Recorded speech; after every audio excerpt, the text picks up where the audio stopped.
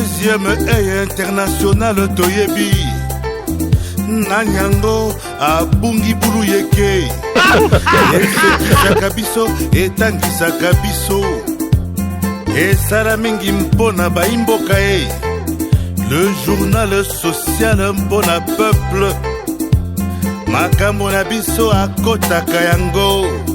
amemi na bakonzi solution mpe eyei molobe ya biso pati mwamba e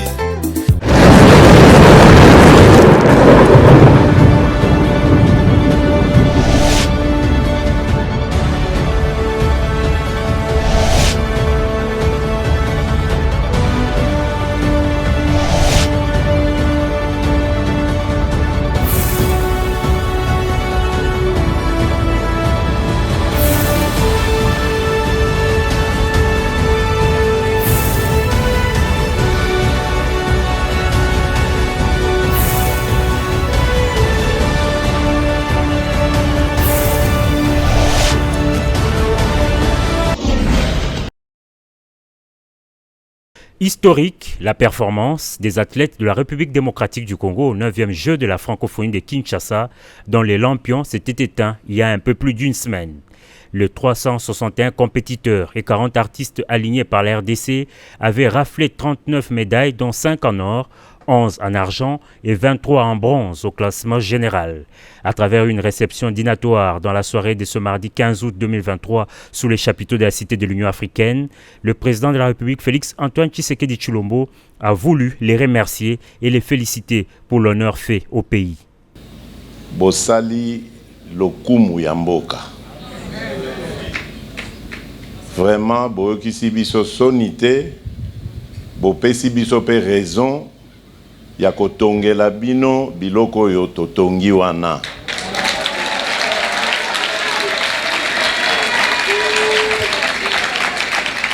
Po nayebi que préparation ya malonga penza ezalaki te. Malgré cela, boyeli biso ba médaille ebele.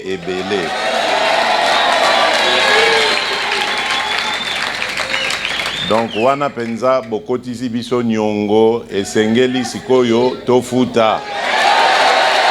S'agissant des infrastructures sportives nouvellement construites, le chef de l'État a annoncé qu'elles serviront désormais des lieux de stage et des préparations des athlètes aux frais de l'État congolais. Dans le souci de promouvoir le sport congolais et mieux préparer les compétitions internationales, le président Tshisekedi a fait part de son souhait d'organiser chaque année à Kinshasa des Jeux de la RDC. Il a par ailleurs instruit le Premier ministre afin de débloquer des primes de mérite pour les médaillés et des primes de participation en faveur de tous les compétiteurs. Cette allocution a été précédée respectivement par celle de Claude François Kaboulot, ministre des Sports et Loisirs, de l'athlète Boyoto et de la prestation des 2 athlètes handisport qui ont exécuté un chant en faveur de la paix en République démocratique du Congo. Où es-tu? Les peuples congolais te cherchent mais ne te trouvent pas. Le monde entier te cherche mais ne te trouve pas paix.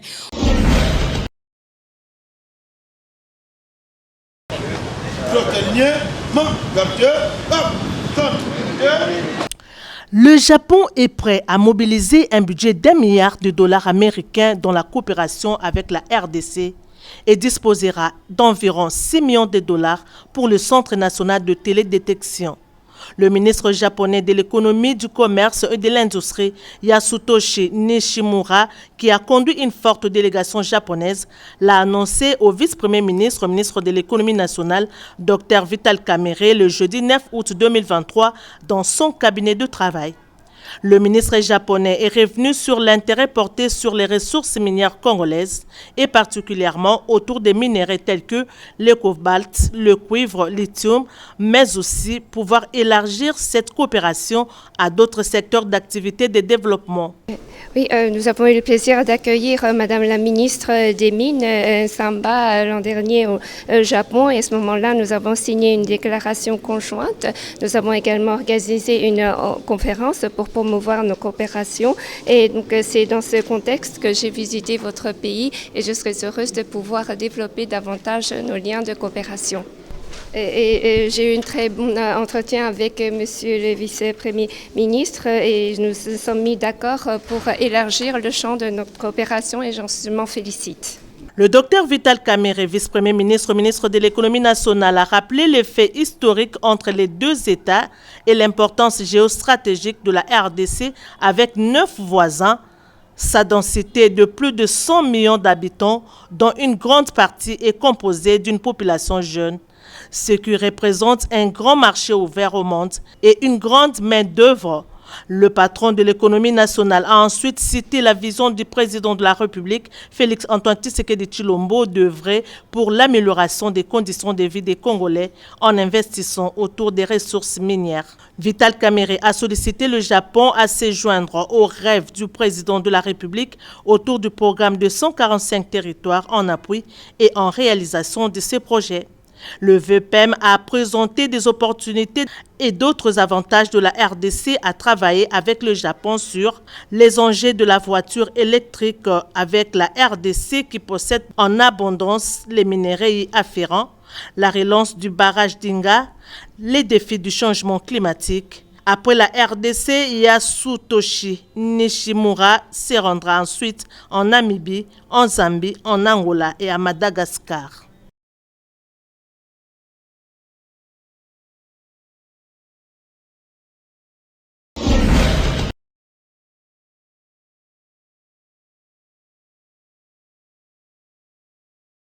Les différentes banques commerciales opérant en République démocratique du Congo ont toutes répondu présentes à cette réunion convoquée par le vice-premier ministre de l'économie nationale le vendredi 11 août 2023 à son cabinet de travail. Vital Kamerhe leur a transmis l'instruction du gouvernement concernant les reversements à temps réel dans les comptes centraliseurs de la DGDA des fonds provenant de la parafiscalité sur les produits pétroliers. Nous avons constaté qu'il y a un décalage entre ce qui est censé être collecté dans Sidonia et ce qui est reversé dans le compte centralisateur de la DGDA. Il faut qu'on s'assure réellement que les montants qui sont collectés sont réels et ces montants-là sont reversés dans le compte centralisateur. C'est pourquoi il a été important qu'on puisse inviter les banques pour qu'ensemble on puisse réfléchir sur les mécanismes et qu'on puisse avancer dans le sens de rembourser les pertes et manques à gagner qui s'est accumulé. Pour les vice-premiers ministres, ministre de l'économie nationale, Dr Vital Kamerhe, il y a urgence que les banques commerciales reçoivent en toute convivialité les différentes missions qu'il va diligenter à partir de la semaine prochaine pour procéder à la conciliation des chiffres de la parafiscalité pétrolière. Il faut rappeler que depuis quelques années, avec la bancarisation, toutes les opérations fiscales sont effectuées au niveau des banques. Malheureusement, en tant que régie financière qui gère la porte d'entrée des produits importés, la DGDA a alerté le gouvernement sur le fait qu'il y a des écarts énormes des chiffres compilés par la Direction générale des douanes et assises lors de la collecte de la parafiscalité sur les produits pétroliers et ce que les relevés des opérations sur les comptes centraliseurs de cette société de l'État rapportent. Nous allons retourner auprès de notre back-office au niveau des opérations afin de demander cette réconciliation avec la mission qui a été instruite par le vice-premier ministre de l'économie afin de réconcilier entre la DGDA et les opérations. Car aujourd'hui, il faudrait d'abord avoir les éléments en question afin de faire le constat de ce montant qui n'est pas reversé à la DGDA. Aujourd'hui, cela n'est pas un problème parce que le mécanisme de Sidonia qui émet des bulletins de liquidation pour les paiements de toute importation est automatisé aussi bien au niveau de la DGDA que des banques. Donc ce sera juste une question de retracer le montant collecté afin de le reverser auprès de la DGDA. Cela n'est pas un grand problème et justement par la suite nous allons profiter de l'occasion pour la structuration du financement du manque et de pertes à gagner. Sur la question du montage financier convenu avec le gouvernement pour procéder au paiement des sociétés pétrolières, John Koilonga a précisé que les banques ont déjà souscrit pour disponibiliser un montant qui pourra soulager tant soit peu l'asphyxie des sociétés pétrolières. Tout est déjà fait par la partie gouvernementale pour permettre aux banques de procéder au paiement des sociétés pétrolières. Comme annoncé lors de la dernière réunion, le premier paiement va intervenir ce week-end. Viva, viva, dynamique, germaine, midi, social, notre... Noko na ngai komini ya makala nde eyambaki Maman Germaine Mbidi, maman sociale, maman Sili Sanzala, maman Yabana Betike, vrai kimbangiste, akitaki pona kosolola, na babaz na ye ya makala, bota la makala nenge e yambake kitoko, ba mama, ba papa, ba jeune, lo yembo ya kosakana te, e bongo cérémonie bandaka te, e banda na prière ya kafu kafu, e bongo tangu secrétaire général azwaki maloba, alekaki na koprésente, ba cadre nyonso, oyo ba accompagnaki, maman Germaine Mbidi, bota la ndenge nini azali koprésente bango moko moko, e bongo bayaki koleka mbala moko, na installation ya comité, oyo bakokumbela, selile ya makala, bota la ndenge nini, bazali kobenga, bazali koleka moko moko, esengo ezalaki ya kosakana te, e bongo tangu ye moko, maman Germaine Mbidi atelema, aleka na kolatsa, le coordonnateur valable écharpe,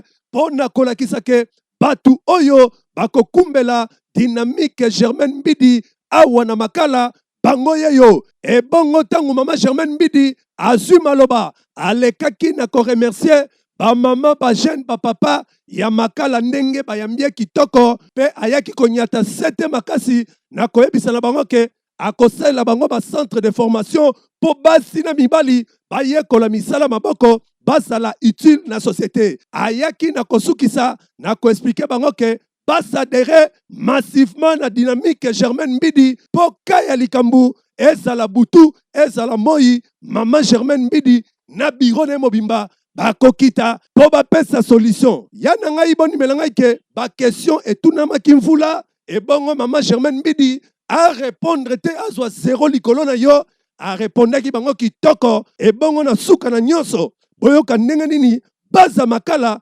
bakomunikaki boye. Ava tosepeli vraiment mingi po na journée ya lelo ndenge mama na biso atiki misala na ye ayaki lelo na komi na makala kotala biso pe toyambi ye na esengo. En tout cas vraiment tosepeli mingi yango toyebisi ba mama oyo bovai na ndako ozoteka te ozosala eloko te yaka toyamba mama yeli biso masolo ya kitoko oyo ekosunga mabota na biso. Esengo na nga penda ezali ndenge ezalaki suwe na nga ipenda ke non nazala installé awa na coordination nazala cordon ya makala po na yebi makala na botami na makala na yebi yango na ndenge mama ekotala biso atiki mosala na ye ayawa na makala komino babengi makala o ba musu ba neglige yango me atiki ba makam na ye misala na ye aye awa eloko penza biso mama to sepeli alobi ndenga ye eloko babengi social ezali nde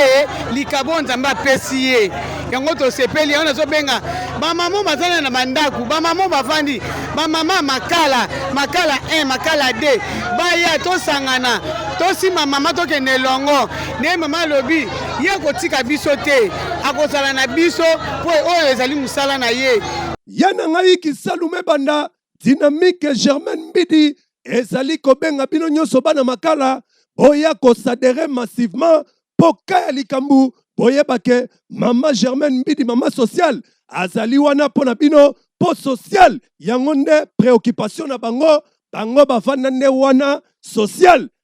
otolobaki te yango wana nde musala ya mama Germaine Mbidi yebela.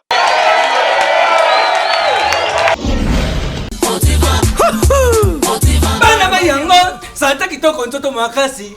suka na mbimbi oyo suka na mbimbi potiva poto pona ba bébé po meilleure qualité toujours vitamine protéines et puis échanger prité 800 francs toujours 800 francs poto kitoko pona ba bébé po bari yango santa kitoko ntoto makasi suka na mbimbi oyo suka na mbimbi makusa protivat poto kitoko pona ba bébé pro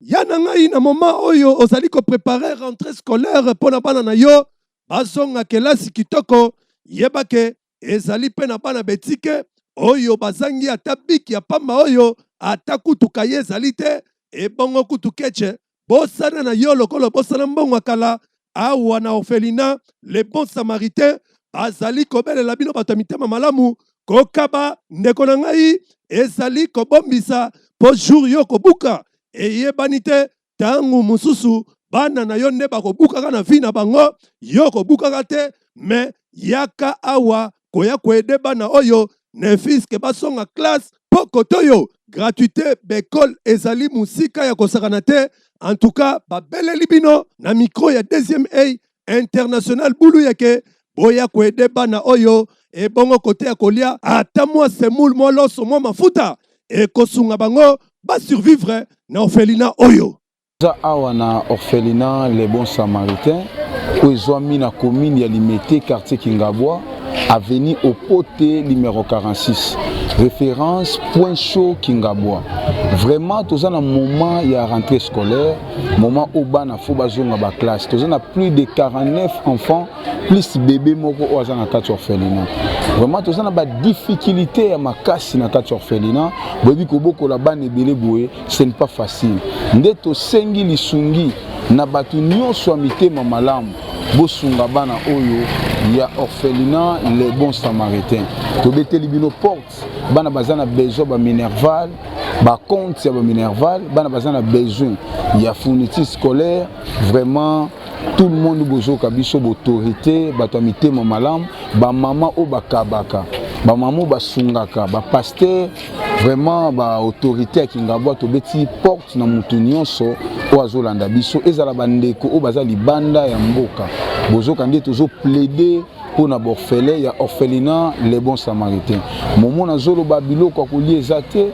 dépôt eza vide kaka na même moment na toza na besoin bana bazo ba uniforme ba cahier bana bazo ba compte ya minerval toza na bana o baza na humanité toza na bana ebele vraiment oyo sengaki bosunga bango. Yana ngai orphelinat les bons samaritains ebeleli bino nyonso boya kosunga bana oyo bazwa ata mwa eloko kolia po ba survivre ebongo soko lingo mona orphelinat les bons samaritains oyo ekumamaka epai ya président nango Jorma bazwami musika te baza na commune ya Limete na quartier Nzadi na Kingabwa to mpe benga bango na banimero ezali affiché liboso ya baekran na bino. En tout cas bokozwa bango po boya koede bana oyo bazonga rentrée scolaire ndenge bana nyonso bazali kozonga. En tout cas esali bien makasi.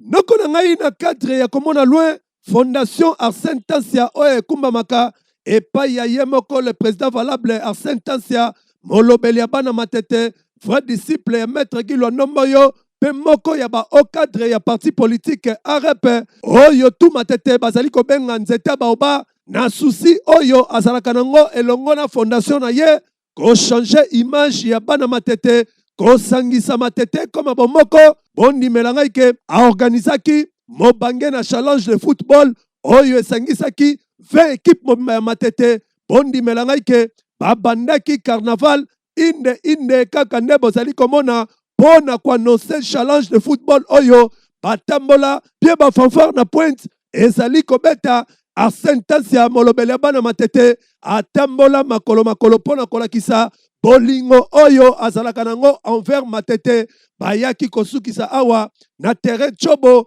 wapi tomonaki azalaki ye moko te azalaki accompagné na interfédéral ya Kinshasa ya parti politique ARP son excellence Rigen Bakonga botala ndenge nini bazali kopesa bajoueur mote moko kaka ndenge tomonaka na Champions League ebongo compétition ebandaka te basala lancement Arsène Tansia apesa passe na Rigen Bakonga ebongo Rigen Bakonga atira pona kolakisa ke compétition ebandi.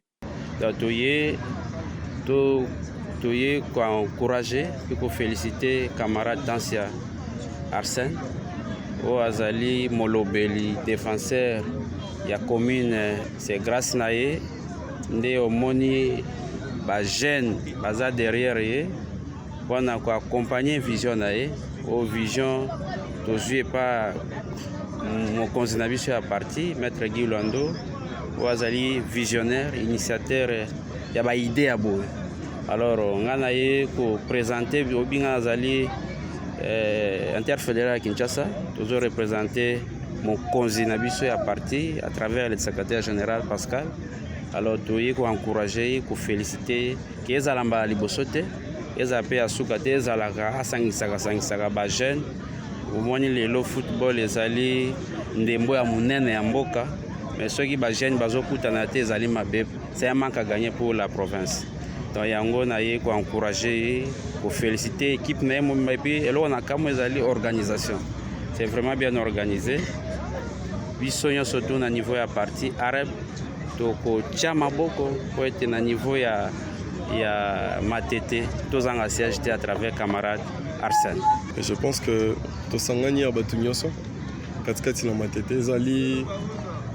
cérémonie mo sangani et sangisi ba quartier ebelé ya matete. Tous en a 20 équipes où ils ont englobé presque 20 quartiers à matete. Alors la cérémonie ils ont eloro mo ebengami fête. Les sangisi batunyoso na matete en premier. Pour que nous célébrer durant les vacances onyos tozoleka pe ko promulguer ba jeune au bazar ko bunda kaskade na nzela ya bale ko aider bango par rapport à la visibilité ba ndenge nini ba koki ko s'en sortir et loko ils ont pesa lisusu chance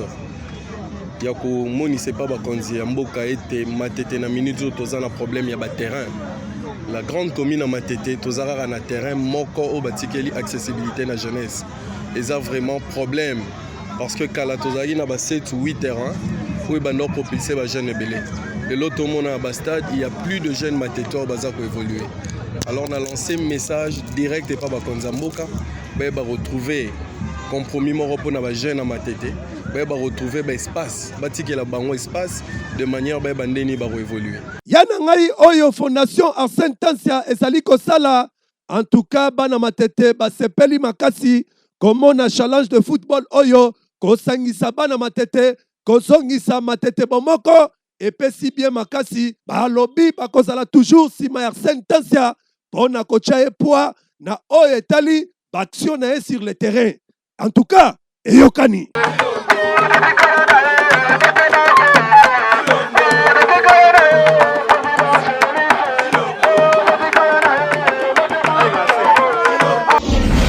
Na République démocratique du Congo, surtout na ville province à Kinshasa, na masolo etali koteka mapangu, yeyo, président Ziko Mukanga, oyazali représentant numéro 1, yaba motocycliste nyonso ya Congo, après avoir kopesa plus de 5000 motos na bawewa, aye liba na nyonso ya ville province à Kinshasa, opération Komakolo Lopango, na mbongo ya mukie, na $1300 ya pamba ba bengi yokolo lopango concession ani PTMC oyo ezande pona yo papa mama et tuluko ya batu nyonso bozali komona boye ba yende kozwa mapangu na bango tala kutu fami oyo ba lembi na bango ko futela ba somba kilo pango ba ye ko fanda na bango awa pona koboya dépense ya ko futela. Awa nyonso ezali kitoko depo ya sima ezali depo ya mabaya ya batol mai pe ya forage ezali awa kutu abo zali komona projet ya kotonga mobange na bureau du quartier bourgmestre ya commune Ntsele abeta kituru awa pona kotala ndenge nini misala ezali kosala makitoko Komakolo Lopangu na nzela ya président Ziko Mukanga ezali je ya muke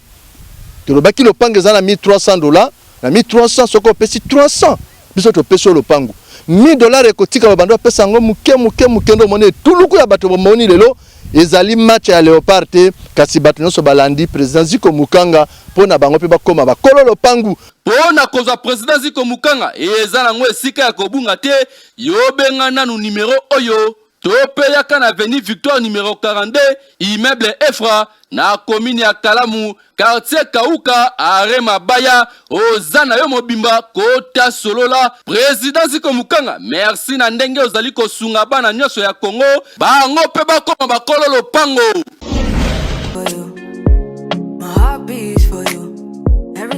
Noko poto ekiti na Kinshasa grâce ya mwana mboka Muzembo oyo ayoka kimbela ya mokonza mboka pona koya kopesa bakongole misala yaya awa na imprimerie Pointe Africa soko koti bakoyamba yo kitoko réception evanda awa bazali kosala baimpression na passeport nyonso kobanda na tasse, t-shirt, casquette, chemise ya kokamwa ezali ke awa baprix ezali na se ya kosakana te depuis baimprimerie banda awa nde baye kosukisa makambo ya baprix okokuta impression ya bashe 1 mètre carré na $8.5 ya pamba. Ndeko ya Congo ozali pasteur évangéliste to pe politicien ozali na besoin ya kosalisa matine politique to pe campagne yaka awa na Africa Pointe bakosalela yo impression sur page na prix muke ya kosakana te bakitisi baprix promotion weli sambangu ebongo yo ndeko na ngai ya mwasi mobali ozali na besoin ya kosalisa anniversaire na yo eleka kitoko basalela yo impression sur t-shirt bisika ezali kaka moko Africa Pointe. Noko na ngai otuni ngai imprimerie Africa Pointe ezwami wapi? Zwami na papier koma bazwami na cabine na numéro 27 na quartier Bon Marché na commune Barumbu, référence Hôtel Babel à diagonale na terrain Olsen osa mobimba tope benga bango na ba numéro yo yebela.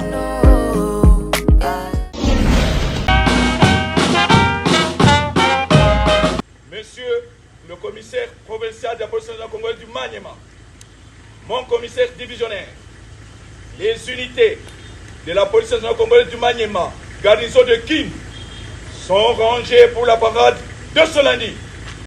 Nokolanga Salume Banda, commissaire provincial ya la police na province ya Maniema na ville ya Kindu, général major Elvis Naweji Palanga, azali kosala musala na ye kitoko, bondi melanga ke asalisaki mobange na parade pona kopesa ba directive asika na la police ya ville ya Kindu pe aprofitaki na kopresente ba bandi na ba criminel oyo bazali konyoko la population awa na ville ya Kindu bondi melanga ke apresentaki lokola ndeko bozali komona musala na ye ko enlever bana e bongo ba oyo bazali ba mama na criminel ya kosakana te apresentaki bango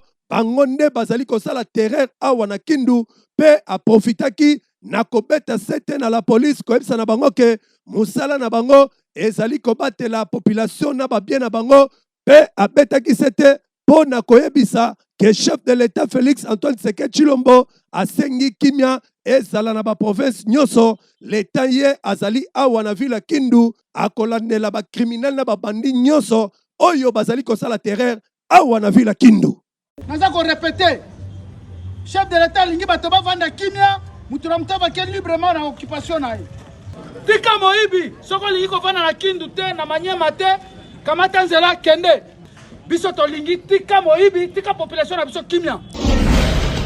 Likambu ya mai na ville province ya Kinshasa toyebi te toloba ndenge nini on dirait régie des eaux azali na ekoyo quand même population te botala ndenge nini population ya commune ya Mongafula na Selembau bazali konyokoma makasi na oyo etali mai botala ndenge nini bamemba bidon bazali komata bangomba mai oyo ezali koyede bango ezali mai oyo ya mabanga o batie mwati ya muke mai oyo ya ngonde ezali komelisa population mobimba surtout quartier Pumbu quartier Matadima yo cité verte bango nyonso bazali kosalela kaka mai oyo ya muke oyo ba mama bazali ko profiter nango pe na konika bilamba na kosokola nzoto boyo kanenge ba mo balobaki boye. Il doit assumer ses responsabilités ba meka otala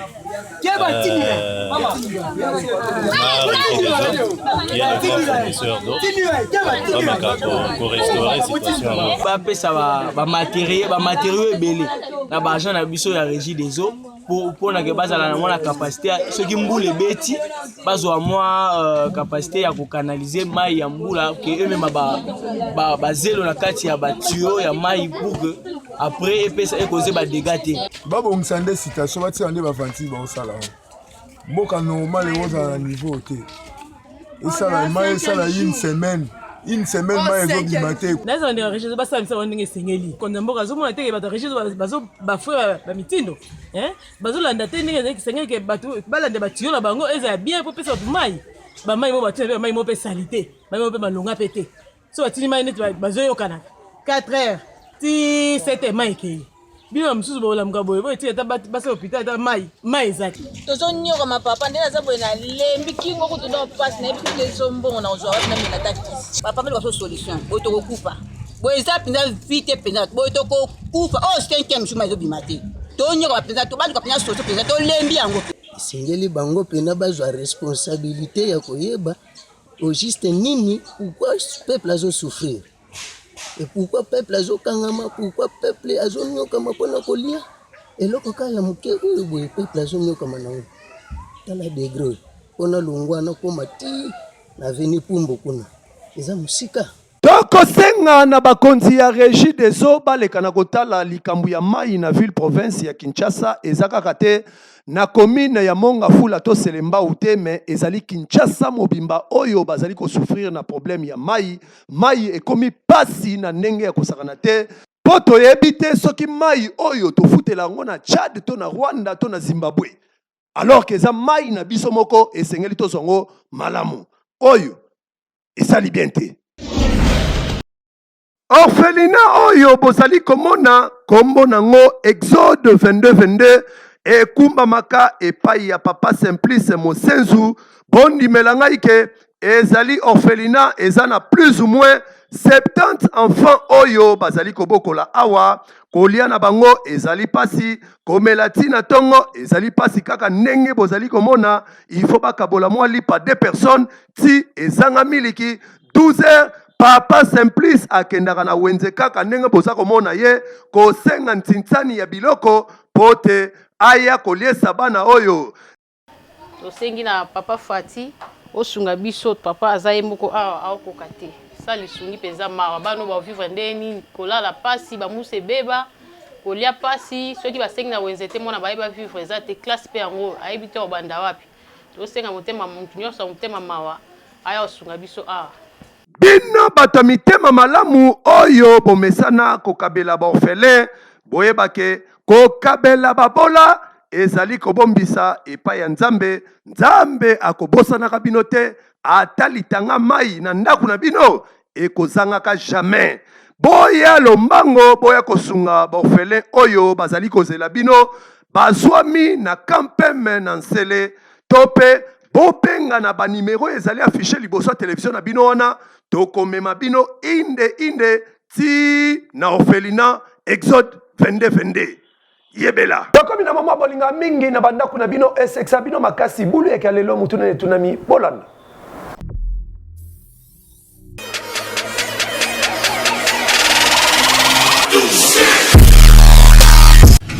bulu yeke nde nayebisi bino bulu yeke nde epai ya bavoisin zololo ekoti ya ndenge ya kosakana te zololo yango tofini bango fio bawewa nyonso moyo wenu mama Mariloba bandeko bazolanda yo balingi bayeba meuble ezali ndaku ya combien de niveau ya 10 niveau to ya 3 niveau ya 4 niveau ezali ya 5 niveau eza ya 6 niveau pe ezali olobi kombo nani kombo na nga ngindu merci mama ngindu bandeko balandi balingi bayeba meuble ezali ndaku ya combien de niveau ya 10 niveau to ya 5 niveau nga nayebi kaka ya 5 niveau mulayi est-ce que déjà lalango nalala nanu te nalala nanu te iloko te eza ndaku te naza nango yango te bongo na kolala yango ndeni nayebi 5 niveau meuble ezali ndaku ya 4 to 10 niveau meuble za salon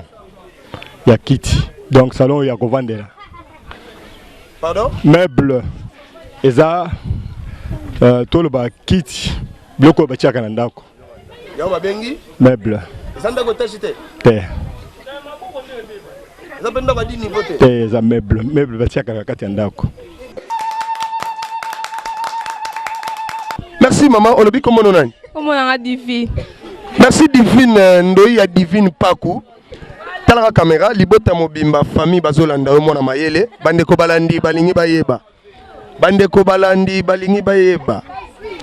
Meuble ezali ndaku ya 4 niveaux, to ndaku ya 5 niveaux meuble. Et Mouta raisonne bien. Mouta raisonne bien. Mouta et on va bien meuble. Pardon? Et on va bien meuble. Mouta raisonnera bien.